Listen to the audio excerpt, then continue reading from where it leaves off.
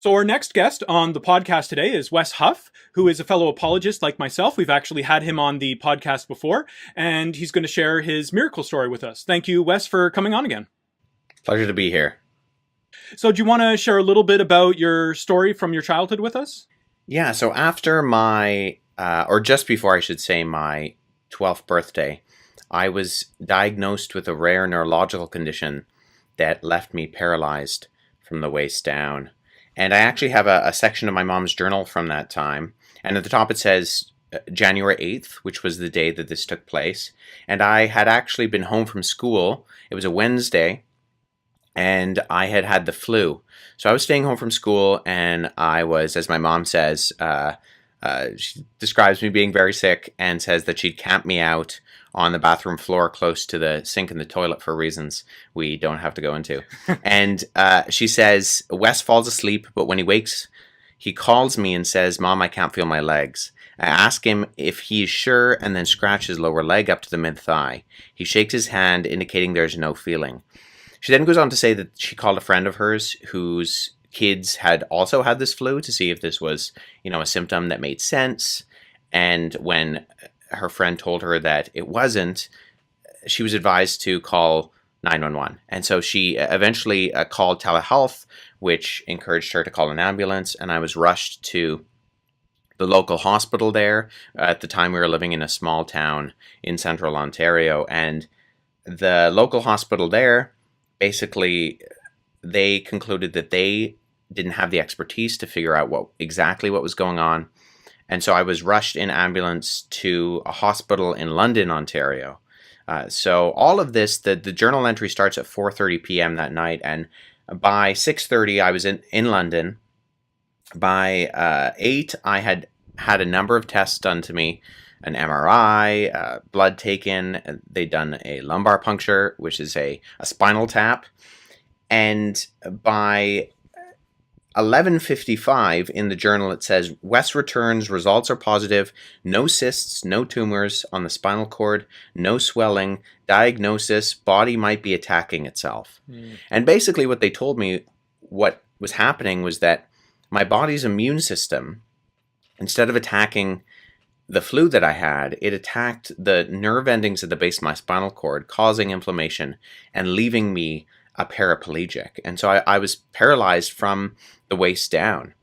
And the condition, which I think I mentioned before, if I didn't, is called acute transverse myelitis, which is a word that you can forget as soon as you hear it. But if you look it up online, it says in the prognosis section that generally the more rapid the progression is, the worse the prognosis is.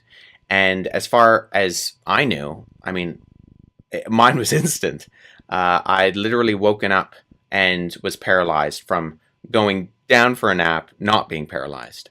And so based on that, the diagnosis was that I would probably be a paraplegic for the rest of my life. There was some hope that through physical therapy and years of stuff like that I might be able to walk. They said I would never be able to run, but that I was most likely going to be a paraplegic.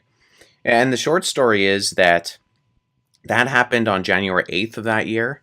On February 8th, 1 month exactly to the day, I woke up on a Saturday morning, got out of bed, walked over to my wheelchair and sat down.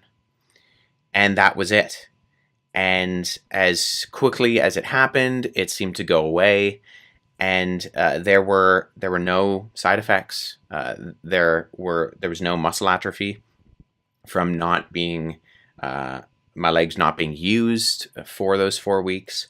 Did it take you a second to realize after you got up from your nap and walked to your wheelchair, right? Like you walked to the wheelchair, right? And so did it take you a second to realize, like, hold on a second, I'm okay?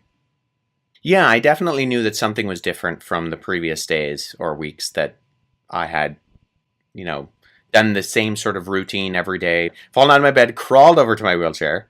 And that day I had walked over to my wheelchair. And so I remember staring at the wall, figuring out what might have been different. And actually, now that I think about it, I looked down at my toe and I wiggled it, and that was kind of the catalyst. That I then got out of bed and I ran upstairs, got my parents, and they made me run up and down the stairs a few times after that while my mom cried. And so through all this, I remember you telling me before that your school wasn't wheelchair accessible at that point because this was like before that was a mandated thing in Ontario. And so they had to build all those things for you because you were their first wheelchair student. Yeah, there was another student in my class who had a physical disability and he had a walker, but the school wasn't really outfitted. This was the early 2000s, and it wasn't sort of mandated like it is today that there be wheelchair accessibility across the board. And so there were a number of things that they had to do to the school, like we also had to do to my house. It was the house that we were living in was an older, I believe it was over 100 years old, Victorian house.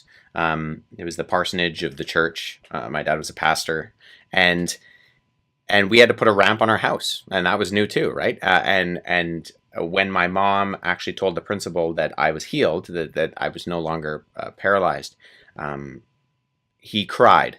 And I don't think it was because he was so overjoyed that I was no longer paralyzed. I think it had more to do with the fact that I'd caused him so much stress and anxiety over all the things he had to do to his school. You had obviously numerous doctors looking after you and doing tests and giving you the prognosis and everything. How did they respond to this dramatic recovery? Yeah, I had three specialists who were in charge of me at the hospital in London, and I think there were more doctors than that who were overlooking my case, but there were three doctors in particular. We have a number of photographs from that time, and there are these three individuals. And I had a scheduled appointment, I believe it was a scheduled appointment already on the books, a short time after that date of February 8th. And so I went to that appointment and walked into the hospital. And it was the doctors who first used the word miracle, really before I remember anybody else using it, because they said, we have no medical explanation for what's happened. You shouldn't be like this. You shouldn't be able to walk like you're walking. And so the doctors were the ones that actually said, this is not something that should happen. This is a miracle. Yeah, my mom, well, one of the doctors asked my mom what we had done. And so she had said, we prayed. And the story that my mom tells is that he eventually printed off a list of all the other kids in the intensive care unit and gave it to her and said, can you pray for these? Maybe jokingly, maybe not jokingly. But either way, I think, there was a sense of something has gone awry here, that this shouldn't be the way that it is, especially considering the severity of my case and the slow progression. So that's amazing that you should have been wheelchair bound the rest of your life, not able to run. And now people can probably tell you're a fairly athletic guy. You're able to do all that now. And literally the doctors even being willing to say, there's no medical reason, there's no naturalistic explanation for this. We consider this miraculous. So that works as a pretty good example of God answering prayer. Yeah, and there was, I felt at that point in time, that was elementary school. But later on, as I went into high school, the conviction that God had shown me something as simple as being able to walk in and out of a room, that I was taking advantage of that.